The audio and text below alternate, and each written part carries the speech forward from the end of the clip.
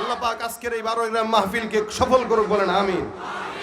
আমরা এখানে যতগুলো মানুষ আছি, আমরা প্রত্যেকটা মানুষ ইনসান হিসেবে আমাদের ভিতরে কিছু মানবীয় ভালো খারাপ মিলে গুণাবলী আছে। আমার ভিতরেও যেমন আছে, আপনাদের ভিতরেও তেমন আছে। এর ভিতরে অন্যতম একটা খারাপ গুণ হচ্ছে বান্দা ইনসান গুনাহ করে। ইনসান কি করে? গুনাহ করে। এমন কোনো মানুষ নাই যেই মানুষের জিন্দেগিতে কোনো গুনাহ নাই। তবে বাংলাদেশে একটা বেঈমানকে আমরা দেখছি, অনেক বড় বুজুর্গ নিজেরা মনে করে, সে নাম আব্দুল লতিফ সিদ্দিকী। সে নিজে বলে আমি আল্লাহর কাছে ক্ষমা চাই না, কারণ আমার গুনাহই নাই। আরো জোরে বলেন নাউজুবিল্লাহ। শয়তানও তো এদেরকে দেখলে ভয় পায় যে আমি কি শয়তানও আমার চেয়ে বড়টা। কথা ঠিক কিনা? যে লোক বলে আমার কোনো গুনাহ নাই, বলেন তো কি শয়তানের কাতারে না আরো বেশি উপরে? আরো বেশি উপরে। এরকম শয়তান একটা থাকলে এনাফ, বেশি কিছু দরকার নেই ভাইরা আমার। অথচ গুনাহগার প্রত্যেকটা মানুষ, যেমন আমি তেমন আপনারা। বান্দা যত হায়াতের বই যত পৃষ্ঠা যত বেশি, ঠিক হায়াতের গুনাহের পৃষ্ঠার সময় সূচিও বেশি। যার বয়স 70 তার গুনাহও বেশি, যার বয়স 10 তার গুনাহ নাই, যার বয়স 20 তার গুনাহ আছে তবে কম। হায়াত যত পায় বান্দা তত গুনাহ করার সুযোগ পায়। কিন্তু নেককার যারা, তারা হায়াত থেকে গুনাহের জন্য কাজে লাগায় না, বরং ভালো কাজের জন্য কাজে লাগায়। প্রত্যেকটা মানুষ গুনাহ করে, তবে গুনাহ করা দোষের নয়, গুনাহের উপরে অটল থাকাটা দোষের। গুনাহ আমিও যেমন করি, আমাদের পীররাও করছে, বাবেরাও করছে। কারা করে নাই? নবীদের কোনো গুনাহ নাই। প্রত্যেকটা নবী রাসূল নিষ্পাপ, মাসুম। সন্দেহ আছে? আছে আপনাদের? নবীরা কি? জোরে বলেন না। নবীরা মাসুম, নবীদের কোনো গুনাহ নাই। সাহাবীদের কেউ আল্লাহ পাক রব্বুল আলামিন মাফ করে দিয়েছেন, রাদিয়াল্লাহু আনহুম ওয়া রাদু আন। তারাও আল্লাহর উপরে সন্তুষ্ট, আল্লাহও তাদের উপরে কি? বিপদে পড়লেও সন্তুষ্ট, নিয়ামত পাইলেও কথা কয় না সন্তুষ্ট। আচ্ছা বলেন তো, আমরা কি আল্লাহ পাকের উপরে সন্তুষ্ট আছি? বুঝা বললেন? আছেন সন্তুষ্ট? আল্লাহ কি আমাদের উপরে সন্তুষ্ট আছে? আপনারা আল্লাহর বেলায় বলতেছেন নাই, আর আমাদের বেলায় বলতেছেন আছে। আমি তো বলি আমরা আল্লাহ পাকের উপরে সন্তুষ্ট হইতে পারি না। কেন পারি নাই? যদি সন্তুষ্ট হইতাম তাহলে মুসিবত পাইলে বলতাম না, আরে আল্লাহ খালি আমারই দেখছে, ব্যবসায় বরকত নাই, বেচা কিনা নাই, আহারে আল্লাহ খালি আমারই দেখে রে। জীবনের উপর হতাশ হয়ে অনেকে আত্মহত্যাও পর্যন্ত করে। কেন? যদি আল্লাহ পাকের সিদ্ধান্তের উপরে সে শুকরিয়া করতো, তাহলে আত্মহত্যার পথ বেছে নিতে পারতো না। কথা কি বুঝতেছেন আপনারা? রাদিয়াল্লাহু আনহুম ওয়া রাদু আন। আল্লাহও খুশি, তারাও খুশি।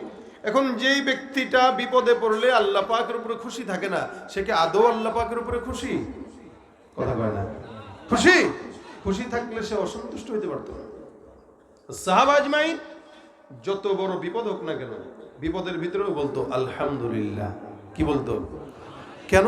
যে আল্লাহ পাক আমাকে পছন্দ করেছেন বলেই বিপদ দিয়েছেন। সুবহানাল্লাহ।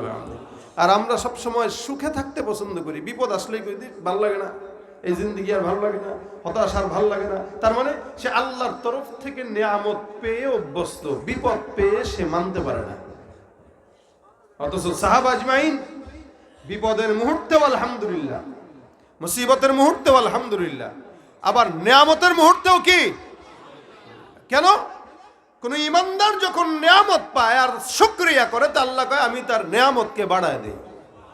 জোরে বলেন সুবহানাল্লাহ। আর কেউ যখন মুসিবত পায়, মুসিবতে সবর করে, আল্লাহ কয় তাকে আমি জান্নাত দিই। সুবহানাল্লাহ। আস্তে কর। আপনারা যেই কোয়ালিটির আমার বয়ান হবে সেই কোয়ালিটির, সুতরাং ঘুমায়েন না। নিয়ামত পাইলেও শুকরিয়া, মুসিবত পাইলেও সবর। এই শুকরিয়া, নিয়ামত আর মুসিবত উভয়ের বিনিময়ে আল্লাহ পাক বান্দাকে জান্নাত দেয়। হযরত আবু তালহা রাদিয়াল্লাহু তাআলা উনার বিবি, উনার একটা ছেলে ছিল, ছোট বাচ্চা। এই বাচ্চাটা খুব সুন্দর খেলাধুলা করতে রাসূল সাল্লাল্লাহু আলাইহি ওয়াসাল্লাম খুব মহব্বত করতেন। উমায়ের নাম। তো একদিন বাচ্চা অসুস্থ হয়েছে, রাসূল করিম সাল্লাল্লাহু আলাইহি ওয়াসাল্লামের মজলিসে সাহাবী বসা, এদিক দিয়ে ঘরে বাচ্চা অসুস্থ, ঢোকার সময় দেখে অসুস্থ, বের হওয়ার সময় অসুস্থ। তার মানে এই বাচ্চাটার জন্য বাবার পেরেশানি আছে। প্রত্যেকটা সন্তান অসুস্থ হইলে বাবাদের ঘুম আসে না। সন্তানের প্রতি একটা বাবার এত মহাব্বত। এই বাচ্চাটা অসুস্থ, সাহাবী পয়গম্বরের দরবার থেকে আসলেন, ঘরের মধ্যে ঢুকলেন, বিবি খবর পাঠাইলো যে তাড়াতাড়ি ঘরে আসেন। যার কারণে ঘরে আসলো। জিজ্ঞাসা, প্রথমে জবাব জিজ্ঞাসাই করলো, কি ব্যাপার, বাচ্চা কেমন আছে? একটা সন্তান যদি অসুস্থ থাকে, বাপ মা যদি ঘরের মধ্যে থাকে, বাবা বাহিরে বাহিরে থাকে, ঘরে ঢোকার সাথে সাথেই সন্তানের কেমন আছে না আছে খোঁজ নেওয়া, এটাই তো বাবার কর্তব্য। এদিক দিয়া যখন পয়গম্বরের দরবারে ছিল, হঠাৎ করে বাচ্চাটা অসুস্থ হতে হতে এমন হাল হতে চলে গেছে, আর যেন হয় মনে হয় বাঁচবে না। আল্লাহ পাক রব্বুল আলামিন কিছুক্ষণ পরে সন্তানটাকে আল্লাহ পাকের কাছে উঠায় নিয়ে গেছে। সাহাবী আব্দুল্লাহ রাদিয়াল্লাহু তাআলা সন্তান জমিন থেকে বিদায় হয়ে গেছে। আল্লাহর বান্দা রাসূল করিম সাল্লাল্লাহু আলাইহি সাল্লামের মজলিস থেকে ঘরে আসলো সন্ধ্যার পরে। জিজ্ঞাসা করলো, বিবি আমার সন্তান কেমন আছে? বিবি ডাক দিয়া বলতেছে, স্বামী আলহামদুলিল্লাহ, সন্তান এখন পরিপূর্ণ শান্ত। আসলে সন্তানটা জীবিত আছে নাকি মারা গেছে? বিবি বলতেছে, সন্তান এখন পরিপূর্ণ শান্ত। তার মানে বুঝতে হবে, কোনো মানুষ যখন আল্লাহর জিম্মায় চলে যায়, ওই মানুষটা আল্লাহর জিম্মায় যাওয়ার কারণে পরিপূর্ণ শান্তই হয়ে যায়। জমিনে যতদিন থাকবো ততদিনই বিপদ। মাওলার দরবারে চলে গেলে শান্তি আর শান্তি, ঠিক কিনা? এরপরেও বান্দা মরতে চায় না। যারা নেককার বান্দা, তারা আল্লাহ পাকের দিদার বেশি বেশি যায়, তাদের হায়াতের জন্য কোনোদিন কোনো মায়া হয় না। এ মুসলমান, আল্লাহর বান্দাকে আল্লাহ পাক রব্বুল আলামিন উঠায় নিয়ে গেলেন। বিবি ডাক দেয়া কয়, আমার সন্তান, আমাদের সন্তান এখন পরিপূর্ণ শান্ত, আপনি টেনশনের কোনো কারণ নাই। খাবার দাবার গ্রহণ করেন, চলেন বিছানার মধ্যে যায় ঘুমাই। এদিক দিয়ে সন্তানকে সুন্দর করে আগা গোড়া পর্যন্ত ঢেকে দিয়ে রাখছে, যার কারণে যেহেতু শান্ত ঘুমাচ্ছে, বাবা আর ডিস্টার্ব করে নাই। আল্লাহর বান্দা রাত্রেবেলা খাবার দাবার খেয়ে সুন্দর করে বিবির সঙ্গে ঘুমায় গেল।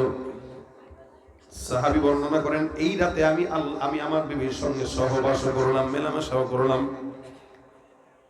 রাত্রিবেলা যখন গোসলের জন্য, তাহাজ্জুদের জন্য উঠলাম, আমার বিবি আমাকে ডাক দেয়া বলে, স্বামী তোমার কাছে আমার একটা প্রশ্ন, বলো, যদি কোনো মানুষের কাছে কোনো আমানত রাখে, বলো তো ওই আমানত যখন ফেরত দেওয়ার সময় হয়ে যায়, ওই আমানতটা ফেরত দেওয়া উচিত নাকি আমানত নিজের কাছে রেখে দেওয়া উচিত, কোনটা ঠিক? স্বামী ডাক দেয়া কয়, আমানত যদি কেউ আমার কাছে রাখে, আমানতের বরখেলাপ করা মুনাফিকের আলামত। রাসূল সাল্লাল্লাহু আলাইহি ওয়াসাল্লাম বলেন, আমানতদারি তার কাছে আমানত রাখলে হয়, এবং আমানতদার তার উচিত হলো আমানতের খেয়ানত না করা, পরিপূর্ণ হক আদায় করা। সুতরাং আমার কাছে কেউ যদি আমানত রাখে, আবার সময় মতো যদি চায়, তাকে আমার ফেরত দেওয়াটা এটা আমার জন্য জরুরি। এবার বিবি ডাক দেয়া কও, স্বামী আল্লাহ পাক রব্বুল আলামিন আমাকে আর তোমার কাছে, আমাদের দুজনকে আল্লাহর তরফ থেকে একটা সন্তান আমানত রেখেছিলেন কিছুদিনের জন্য। আমার মাওলা তার আমানতটা তার কাছে আবার সুন্দর করে রিটার্ন নিয়ে গেছে। সুবহানাল্লাহ। কত প্রকার ধৈর্য থাকলে একটা বিবি তার স্বামীকে ইন্তেকালের পরে বাসায় আসলো, সঙ্গে সঙ্গে বলে নাই। কারণ কি, স্বামীরা বাহির থেকে যখন ঘরের ভিতরে আসে, কোনো অযাচিত কথাবার্তা যখন হুট করে শুনে মাথার মধ্যে হঠাৎ করে বাড়ি খায়, যার কারণে বিবি এই জায়গায় হিকমত খাটায় স্বামীকে সুন্দর করে ম্যানেজ করলেন। রাত্রেবেলা খাবার দাবার করাইলেন, আবার সুন্দর করে বিবির সঙ্গে স্বামী, আবার স্বামীর সঙ্গে বিবির মেলামেশাটাও ঠিক মতো করলেন। যখন মাথা ঠান্ডা, একদম ঠান্ডা মাথায় সুন্দর করে স্বামীকে বোঝায় বললেন, আল্লাহর মাল আল্লাহ পাক আমানত দিয়েছিল, আবার তার কাছে ফেরত নিয়ে গেছে। সুতরাং আল্লাহ যেহেতু আমাদের সন্তানটাকে তার কাছে ফেরত নিয়ে গেছে, এই ব্যাপারে আপনি স্বামী সবর আদায় করে। হযরত সাহাবীর মেজাজ গরম হয়ে গেছে খানিক সময়ের জন্য। ডাক দিয়া বলতেছে, বিবি এই কথাটা তুমি এতক্ষণ আমাকে কেন বলো নাই? রাত্রি যখন আসলাম তখনই বলতে পারতা। রাত্রেবেলা আমার কাছে না বলে তুমি আমার কাছে এই পর্যন্ত লুকাইলা। আমার সন্তানটা পাশের ঘরে মৃত শুয়ে আছে, আর আমরা দুজন স্বামী স্ত্রীর হক আদায় করতেছি, না কেমন কথা? তোমার এই কাজটা আমার